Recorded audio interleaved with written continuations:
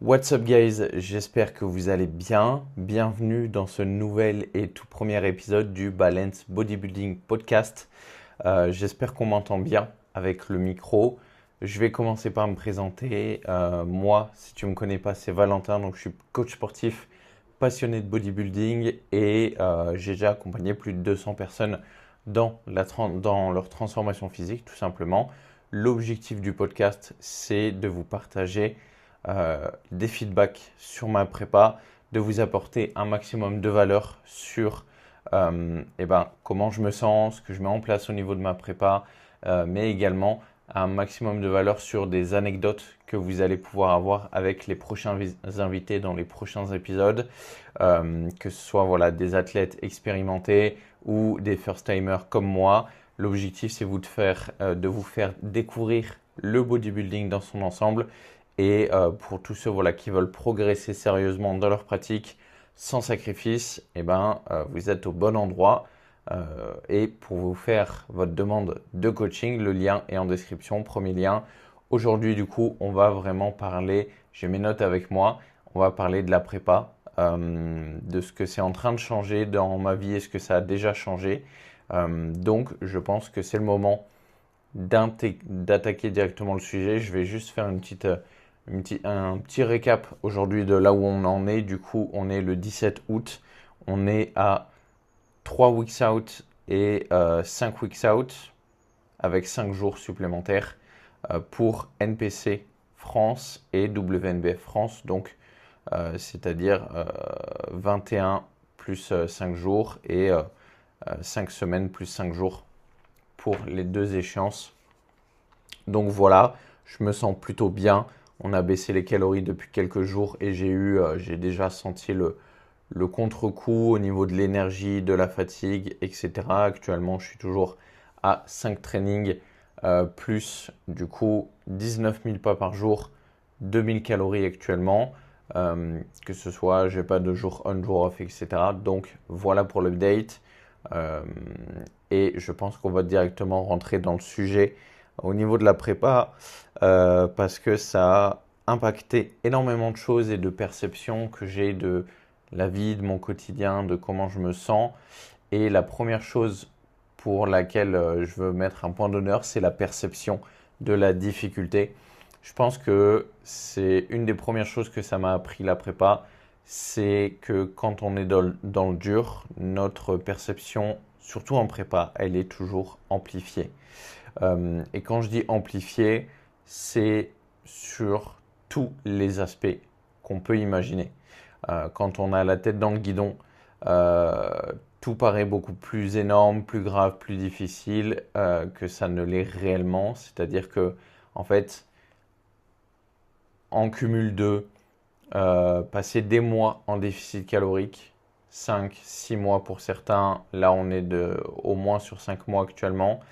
Euh, Également, accumulation de fatigue énorme, forcément avec la canicule en ce moment, etc. On dort moins bien, le fait de moins bien manger, etc. En fait, on est de la tête dans le guidon et le cumul fatigue, moins bien dormir, moins manger depuis très longtemps, on a un cocktail qui fait que niveau hormonal, on est tous un petit peu déréglés, en tout cas pour ma part, c'est mon cas, et j'y reviendrai peut-être après. Euh, et donc, en fait, on a une perception de la difficulté qui est vraiment beaucoup plus extrapolée que ce que ça peut l'être. Donc, euh, parfois, certaines choses peuvent sembler très difficiles parce qu'on a peu d'énergie, parce qu'on est fatigué, etc. Alors qu'en réalité, quand on dézoome, eh bien, beaucoup de choses ne sont pas si difficiles que ça. Ou du moins elles ne le sont pas tant que ce qu'on pense. Et maintenant que j'en prends conscience, je me rends compte que voilà, il y a plein de choses que j'ai vécues qui semblaient insurmontables, qui sur le moment le paraissaient, voire même auraient pu l'être, et qui étaient en fait surtout très difficiles sur le moment.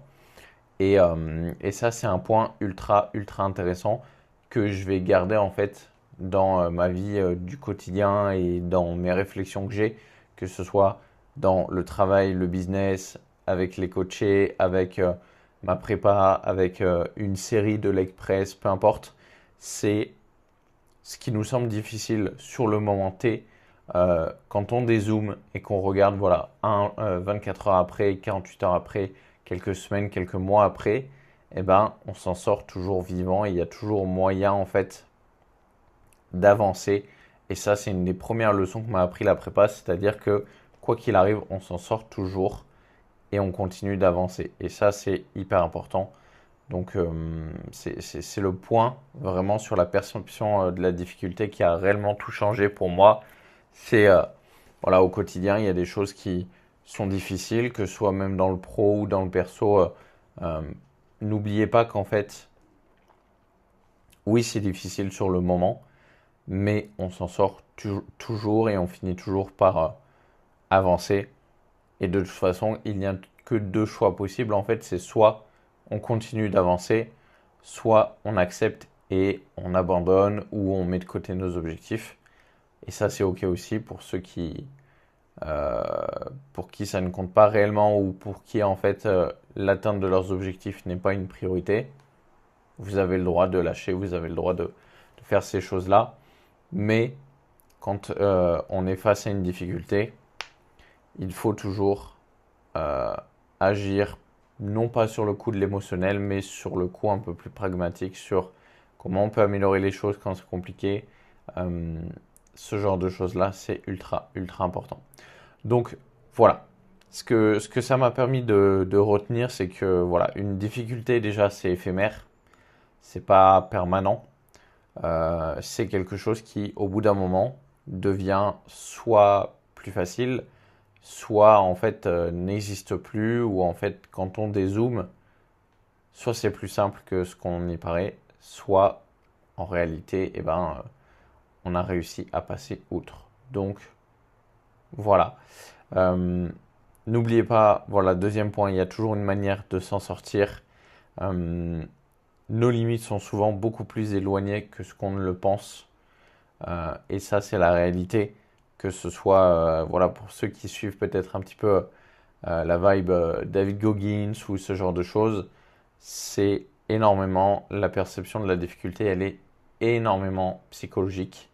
Et nos limites, en fait, elles sont toujours beaucoup, beaucoup plus loin que ce qu'on pense être capable de faire. Je l'ai remarqué que ce soit avec le déficit calorique, avec euh, toute la prépa en elle-même et également, par exemple, pour vous donner un point d'appui quand vous êtes sur votre hack squat ou votre leg press et que vous avez l'impression que la série est interminable, que c'est extrêmement dur et que vous avez cette réflexion-là et que quand vous continuez à push la série, il vous reste une, deux, trois répétitions, et ben c'est dans ces moments-là qu'on se rend compte qu'en fait, notre mindset et notre cerveau, c'est lui qui va abandonner en premier et que physiquement, on a toujours des restes. Pour ceux qui font du trek, de la très grosse randonnée également, vous devez peut-être le savoir, mais on a toujours des phases où, ok, là, ça devient intenable, je ne suis pas en capacité de continuer à marcher, je suis très fatigué, etc. Et en réalité, eh ben, si on coupe le cerveau ou si on fait une pause de 2 petites minutes et qu'on repart, eh ben, on peut enchaîner des kilomètres et des kilomètres. Et ça ne vient uniquement que de la perception de la difficulté. Donc, n'oubliez pas que, en fait, on est toujours biaisé par rapport à ça. Et ça nous permet, tout ça, finalement, de mieux nous connaître. Toutes ces phases difficiles qu'on va traverser, tous ces moments qu'on a déjà réussi à traverser, tous ces points-là, c'est quelque chose qui, en fait, nous apporte de la gratitude, du positif. Ça nous apporte une perception de ok, là c'était très dur, mais j'ai continué et j'ai réussi à avancer. Et ça, c'est quelque chose qui apporte de la confiance en soi et du bonheur, que ce soit instantané, mais aussi long terme, parce qu'on sait de quoi on est capable, on évolue sur la bonne voie. Et ça, c'est un réel game changer. Donc ça m'a vraiment appris en fait à relativiser davantage sur ce qui est difficile, sur ce qui ne l'est pas, mais aussi à me dépasser en fait sans forcément dramatiser chaque moment difficile. Euh, Ça, c'est quelque chose qui est important, de ne pas se focus sur le négatif et à l'inverse de se focus sur le positif. C'est-à-dire que quand vous êtes dans une phase difficile ou quand quelque chose ne va pas dans votre journée, si toute votre attention, tout votre esprit, toutes vos pensées, elles sont dirigées vers cette chose négative-là, eh bien, votre journée ou ce moment-là va être beaucoup plus dur à passer et à vivre. Je vous donne un exemple. Ça m'arrive en prépa le matin, je n'ai pas mis un pied en dehors du lit, que j'ai une fatigue extrême, que je me sens très fatigué, que je n'ai pas envie que la journée, je sais qu'elle va être compliquée, etc. Mais j'ai deux options à ce moment-là, c'est soit rester dans le lit, dormir pendant 24 heures et attendre que le lendemain passe, soit affronter la journée, accepter et me raccrocher sur le positif. Et pour vous donner du contexte, c'est des choses qui m'arrivent moi, du coup, de me lever sans mettre un pied au lit, enfin au sol, et je sais que la journée va être difficile, et je me raccroche à ce que je peux, c'est-à-dire les prochaines étapes. De mon côté, moi, je m'entraîne à jeun le matin, c'est-à-dire que je me lève, j'ai un quart d'heure de marche, et après, j'ai mon training qui m'attend à la salle. Ce sont les étapes d'après sur lesquelles je me focus pour passer en fait cette sensation de fatigue extrême, etc. Oui, dans un coin de ma tête, je me dis que la journée va être compliquée, que je n'ai pas d'énergie, que je ne suis pas focus, que je ne suis pas dans la séance, mais je me lève, je vais faire mes 15 minutes de marche pour aller jusqu'à la salle et faire ma séance et j'ai déjà une victoire, je me suis levé, une deuxième victoire, j'ai fait ma séance, qu'elle soit facile ou pas, et une troisième victoire parce que perso, pendant la prépa, j'enchaîne avec une heure et quart de tapis pour faire mes steps. Et ben, j'ai déjà plusieurs victoires et je peux me raccrocher au positif, c'est-à-dire, même si je me sens fatigué, j'ai quand même fait le job et ça, c'est extrêmement important d'incorporer en fait un schéma mental où, même quand ça va pas, on fait les choses. Et généralement, ce qui se passe, c'est que même si je suis très fatigué en début de journée, et ben, quand je rentre chez moi pour attaquer ma deuxième session de travail, pour attaquer X, Y, Z, ça va déjà beaucoup mieux. Une partie de la journée est passée, j'ai eu un repas, j'ai eu des échanges humains et en fait, tout ce qui peut paraître insurmontable, je l'ai déjà surmonté. Donc, pensez à vous raccrocher au positif et vous verrez que tout ce qui vous arrive de négatif, si vous le laissez glisser, euh, eh ben, ça va ça va être beaucoup plus simple à vivre. Donc, c'est ultra intéressant. Ok? Deuxième point que j'aimerais aborder, qui a réellement changé ma vie par rapport à, en tout cas aujourd'hui, là où j'en suis, c'est ma perception de la nourriture. Ma perception de la nourriture, c'est probablement un autre changement qui a été énorme pour moi. J'ai eu une relation compliquée avec la nourriture, avec notamment le food noise. C'est pour ceux qui ne savent pas, le food noise, c'est vraiment cette place mentale que prend la nourriture dans ta tête et qu'elle peut prendre en permanence. C'est-à-dire que peu importe ce que tu fais, que tu sois en train de manger, dormir, parler à des gens, travailler, écouter une vidéo, regarder un film, chaque instant de ta journée, tu penses à la nourriture, tu as faim et tu es en permanence en fait en train de réfléchir à quoi manger. Tu as une anxiété sur j'espère que mon prochain repas va être bon, quand est-ce que va être mon prochain repas, quand tu es en train de manger ton repas, ah mais je sais qu'il n'y en a pas assez, ou quand tu finis ton repas, il est déjà fini, j'aimerais bien avoir le prochain, etc., etc. C'est des choses qui sont très très fréquentes en prep, tout simplement parce que, encore une fois, on a peu d'énergie, peu de calories, on est sur une accumulation de fatigue très longue. Bref, tout ça fait qu'on a très souvent du food noise. Euh, et moi, de plus, j'ai une relation qui a été compliquée avec la nourriture. J'ai eu des TCA quelques jours pendant la prépa. J'en suis pas fier, mais il faut l'accepter. C'est quelque chose qui est passé aussi et peut-être que j'en parlerai dans un autre podcast éventuellement. Mais, euh, mais aujourd'hui, en fait, je ressens une forme de de libération progressive par rapport à la nourriture pour plusieurs points. Et ouais, ça a été assez complexe pour moi. Et cette libération, elle est venue sur plusieurs aspects que j'ai travaillé en fait, par rapport au food noise, par rapport à la faim, par rapport au manque d'énergie en fait. Tout ça, c'est des choses qu'on choisit. Tout ça, c'est des choses qu'il faut accepter.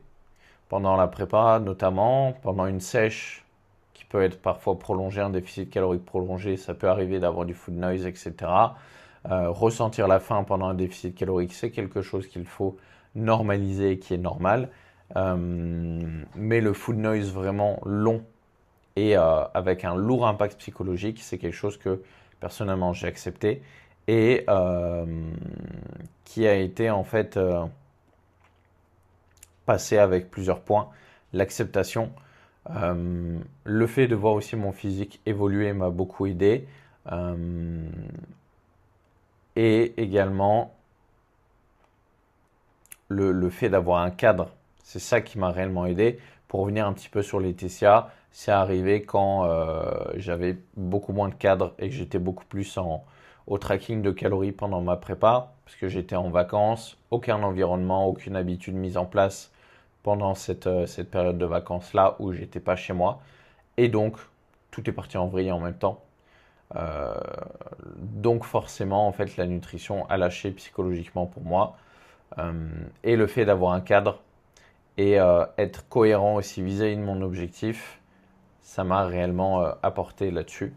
Le food noise est parti, personnellement, même si je suis aux mêmes calories que dans les phases les plus dures du food noise que je subissais. C'est passé. Et paradoxalement, ça m'a appris beaucoup de choses, comme le fait en fait que la nourriture ne devait pas contrôler ma vie, ni mes journées, que c'est une partie de ma vie, mais que en fait, c'est possible dans une journée normale hors prépa de louper un repas, ne pas manger et c'est pas grave par exemple, ou de éventuellement manger quand on en a réellement envie et d'accepter en fait que la nourriture est toujours là. Ça, c'est quelque chose qui m'a réellement aidé par rapport au food noise, c'est de me dire que la nourriture sera toujours là, que je sois en prépa, que je sois en off-saison, en surplus calorique, en peu importe la phase dans laquelle je suis, la nourriture sera toujours là, c'est-à-dire que demain matin, vous avez un gros craving en sèche parce que vous êtes passé devant Starbucks avec les cinnamon rolls, je parle d'expérience perso, et ben oui, vous en avez envie, mais c'est ok, ça passera. Vous continuez votre route et demain, elle sera toujours là. Cette possibilité d'avoir un cinnamon roll chez Starbucks. Donc en fait, passez simplement votre prépa, passez votre sèche, atteignez votre objectif et en fait la nourriture, vous verrez qu'elle ne disparaît pas. Et que le plus important, moi ce qui me manque le plus actuellement en prépa, c'est juste les moments de partage en extérieur, etc. que je pouvais avoir parfois. Mais voilà, j'y reviendrai sur le point suivant, je pense. Donc voilà, la nourriture ne disparaît pas, ne l'oubliez pas. Et dissocier également différentes choses, le fait de manger pour le plaisir, le fait de manger pour partager quelque chose avec votre cercle et le fait de manger pour atteindre votre objectif. Il me semble que c'est le premier point que j'ai dit. Ouais. Désolé si je me perds un petit peu, c'est la première fois que je fais un straight comme ça podcast. Mais voilà. Pensez à détacher en fait la partie émotionnelle ou mentale de la nourriture. C'est-à-dire que ce qui compte réellement, c'est pourquoi est-ce que vous mangez. Est-ce que c'est un, pour partager un moment avec vos proches? Est-ce que deux, c'est pour vous faire plaisir? Ou est-ce que trois, éventuellement, c'est pour atteindre votre objectif? Et comprenez ces moments-là, ces envies. Et si c'est pour vous faire plaisir, eh ben, posez-vous la question, est-ce que c'est en corrélation avec mes objectifs ou pas? Ça peut vous aider. Posez-vous la question, est-ce que je vais réellement profiter Si par exemple je suis tout seul, moi le nombre de fois où en fait j'avais extrêmement envie de manger quelque chose, je parle pas en prépa, hein. En dehors de la prépa, extrêmement envie de manger un truc, je le mange, mais vu que je le mange tout seul, et ben en fait j'ai pas le même plaisir que si j'avais partagé ce que j'avais mangé avec d'autres personnes. Et ça, c'est un truc que j'ai réalisé aussi, c'est que sans le partage, eh ben, il y a beaucoup moins de choses qui valent le coup. C'est un peu comme l'argent finalement. Si on est blindé, mais qu'on est tout seul et qu'on n'a rien à partager à personne, au final, on finit par très vite soit s'ennuyer, soit en fait ne pas profiter de son argent, un petit peu comme pour vous donner une autre perspective qui peut vous parler davantage. Mais si vous êtes niveau max sur un jeu vidéo, et et que vous avez tous les items, etc., et ben, quand vous jouez tout seul, le jeu est beaucoup moins bien que si vous avez le niveau max, mais que vous pouvez jouer en équipe. Par exemple, je sais pas moi, sur GTA, vous avez les, toutes les armes et tout le jeu, vous avez tout acheté, mais vous jouez tout seul, et ben, au bout de 15 minutes, vous allez quitter le jeu. Tandis que si vous êtes avec des potes et que vous utilisez tout ce que vous avez avec vos proches pour partager, que ce soit des véhicules qui n'ont pas, etc., et ben là, à ce moment-là, ça vaut vraiment le coup et l'expérience devient un partage. Donc c'est important de faire ce parallèle avec la nutrition pour que vous compreniez que parfois certaines choses peuvent valoir le coup si on les partage et pas autrement. Donc voilà, et ce que ça m'a apporté au niveau de la relation à la nourriture, c'est tout ça. C'est de me détacher émotionnellement de la nourriture, d'avoir un peu plus de recul, de encore une fois sortir la tête du guidon et voilà, je pense que au-delà de la prépa, ça va réellement m'apporter beaucoup de choses. Oui, il y a eu des phases un peu plus lourdes psychologiquement, plus dures, etc. pendant cette prépa, mais comme tout le monde, je pense, à un certain degré, sachant qu'on vit tous la prépa différemment, mais voilà ce que ça m'a apporté. La troisième chose, c'est aussi ma relation avec les autres et ma propre vie sociale. C'est probablement la partie sur laquelle j'ai le plus changé de perspective parce que pendant longtemps, j'ai vécu quasiment comme si j'étais en prépa toute l'année. C'est-à-dire que je mettais énormément de pression sur mes choix au niveau de tout, que ce soit sortir dehors, manger quelque chose qui n'était pas prévu dans le plan, dormir moins, etc. En off-saison, c'est quelque chose, quand on n'est même pas compétiteur, qui en fait ne devrait pas être là. C'est-à-dire que en off-saison, si on a voilà, 1, 2, 3 ans devant nous avant notre prochaine scène, ou même qu'on n'a pas d'objectif de scène, eh ben, manger à l'extérieur, euh, sortir et potentiellement moins dormir une fois par-ci par-là, eh ben, c'est quelque chose où on ne devrait même pas hésiter dans la mesure où 80, 90, 95% du temps, nos actions, notre plan est suivi, tout est on track, etc. En fait, si vous faites 80% du temps le job, que vous avez vos trainings à chaque fois, que vous avez en fait des bonnes habitudes de vie, entraînement, nutrition, récupération et de manière globale sur votre environnement, etc., le fait de sortir et de déroger du plan ne devrait pas être un problème si c'est occasionnel. Voilà.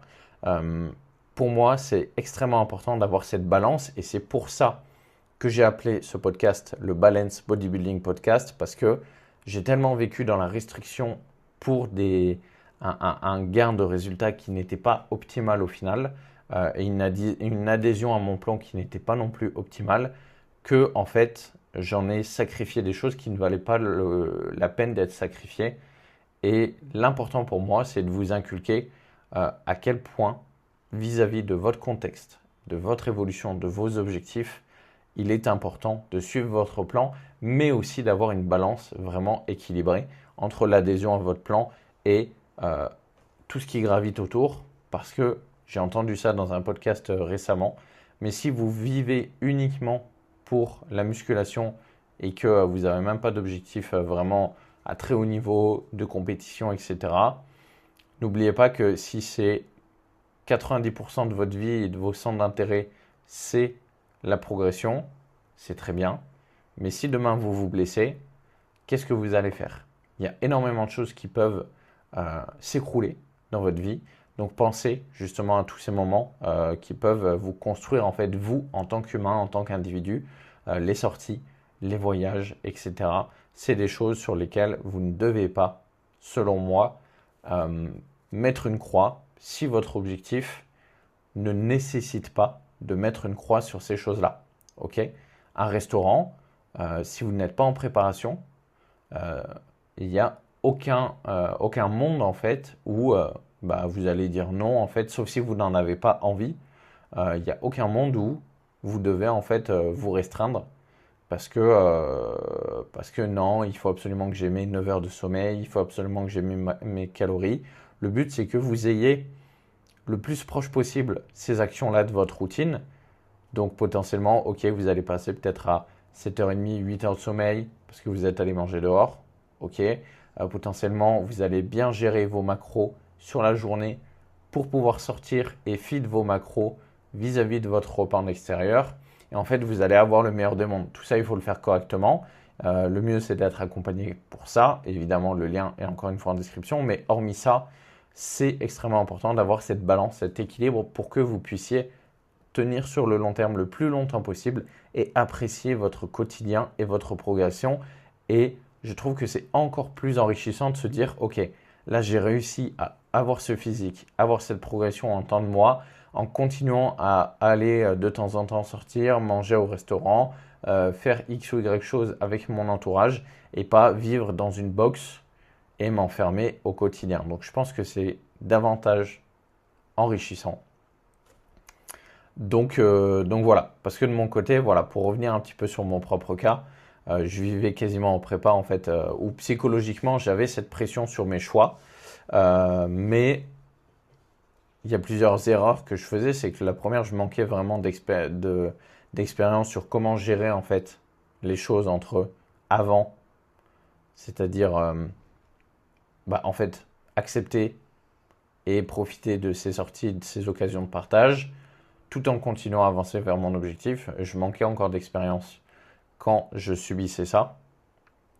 Et aujourd'hui, avec l'expérience que j'ai accumulée, avec la prépa que j'ai démarrée, je réalise que en fait, la balance penche naturellement davantage vers un extrême pendant une prépa. Parce qu'on est plus fatigué, parce qu'il y a un impact psychologique, parce qu'il y a plus d'impact hormonal et qu'on poursuit un objectif très précis. Donc, à ce moment-là, oui, réduire certaines choses, les sorties, prioriser sa récupération, c'est quelque chose qui est très cohérent. Être aussi en corrélation avec sa nutrition, être un peu rigide aussi.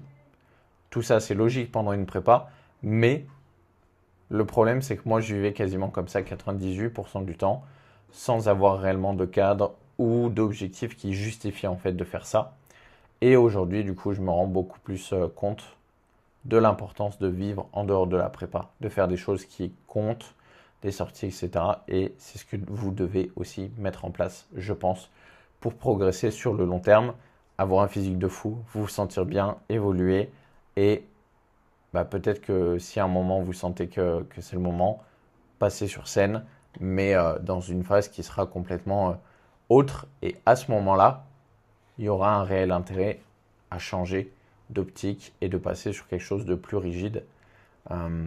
Mais voilà. Et le dernier point, ce serait de trouver son équilibre. Évidemment, ça ne veut pas dire qu'il faut complètement abandonner la cohérence quand on cherche son équilibre. Si vous sortez 2 ou 3 fois par semaine et que vous mettez des mines, que vous dormez 5 heures par nuit, là il faut se demander si vous êtes réellement prêt à faire des sacrifices ou du moins à mettre en place des actions qui sont nécessaires pour progresser et atteindre vos objectifs. Mais à l'inverse, c'est pas forcément sain non plus en fait de trop se restreindre.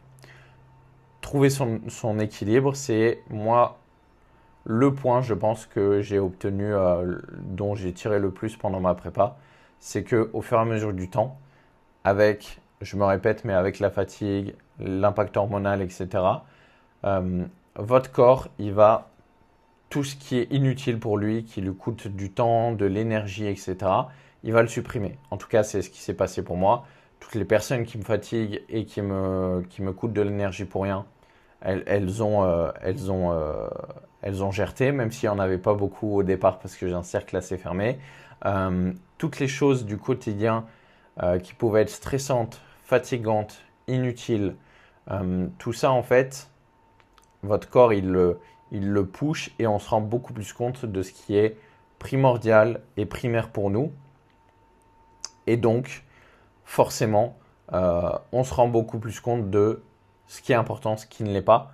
Et ça nous permet de construire notre propre équilibre. Et ça, c'est ce qui doit être mis en place pour chacun d'entre nous si on veut progresser le plus longtemps possible, adhérer au mieux au plan et avoir le plus de résultats possible. C'est oui, être un athlète, oui, être un bodybuilder, mais avec son propre degré de flexibilité pour justement adhérer le plus longtemps possible, ce qui est vraiment le point culminant, le point numéro un dans une progression long terme, dans une évolution physique, c'est le fait d'adhérer au plan et de tenir sur le long terme, parce que ça ne sert à rien d'avoir un plan de prépa si vous n'êtes pas en prépa et que vous voulez absolument, en fait, vous mettez une friction absolue pour tenir ce plan-là, que c'est difficile tous les jours pour vous, et bien le problème c'est que vous allez le tenir 1, 2, 3 mois au maximum. Un mois, ce sera déjà très bien. Et après, vous allez relâcher. Et c'est comme ça que généralement, on fait des yo-yo, on reprend du poids, on a un physique qui ne progresse pas. C'est parce que, en fait, notre structure de base vis-à-vis de notre plan, eh ben, il n'est pas adapté. Donc, la priorité quand vous mettez en place un plan d'entraînement, un plan alimentaire, quand votre objectif c'est une transformation physique, prendre du muscle et perdre du gras, c'est d'adhérer et de vous dire ok, est-ce que je peux tenir ça au moins sur les 6 à 9, 12 prochains mois? Si la réponse est non, eh ben, posez-vous la bonne question, qu'est-ce que je dois changer pour que ce soit le cas? Et évidemment, il y aura des changements vis-à-vis de votre évolution, mais un programme d'entraînement, une stratégie alimentaire, ça évolue avec l'évolution et pas en fait sur le fait que ok, bah, je n'arrive plus à tenir, donc on change. En fait, vous devez être en capacité de tenir ça toute l'année, toute la vie, parce que ce qui compte au final, c'est de mettre en place des actions et des habitudes de vie. Ok? Donc voilà par rapport à ça. Par rapport à ça, je me suis un petit peu éloigné de l'équilibre, mais voilà. Rester chez soi, ne voir personne et manger uniquement que son plan alimentaire toute l'année, ça ne peut pas être une solution sur le long terme. Ok? Vous n'allez pas être en capacité de dire non à toutes les sorties, à tous les restos, si vous avez un anniversaire. En fait, le but, c'est d'être en capacité de gérer, d'avoir de la flexibilité, de l'équilibre pendant ces moments-là et pendant les moments aussi où vous avez juste envie. En fait, vous êtes en fin de semaine, vous avez une très grosse semaine, et ben vous avez envie de vous faire une pizza, et ben vous devez être en capacité de pouvoir mettre en corrélation vos objectifs et vos envies, ajuster vos calories ou votre dépense calorique pour tanker cette pizza, la manger. D'ailleurs, j'ai fait un réel là-dessus il n'y a pas longtemps sur les stratégies pour ajuster ses calories en fonction de sa sortie. Donc, allez me suivre sur Insta si ce n'est pas déjà fait pour voir tout ça. Mais vous devez être en capacité de voir en fait votre plan et votre évolution comme un carré avec des pièces de puzzle à l'intérieur. Et c'est des pièces de puzzle qui sont ajustables en fonction de ce qui se passe dans votre environnement, les sorties, les restaurants, la fatigue, l'énergie, etc. Et en fait, c'est à ça que sert également un coach, c'est à ajuster les pièces du puzzle pendant votre évolution et ce qui tourne autour de vous pour vous aider à avancer vers votre objectif. Parce que si vous ne pouvez pas faire ça, à force, ça peut créer énormément de frustration et en fait, finir par vous faire vriller, que ce soit sur la nutrition, l'entraînement à ras-le-bol et plus jamais aller à la salle de sport, etc.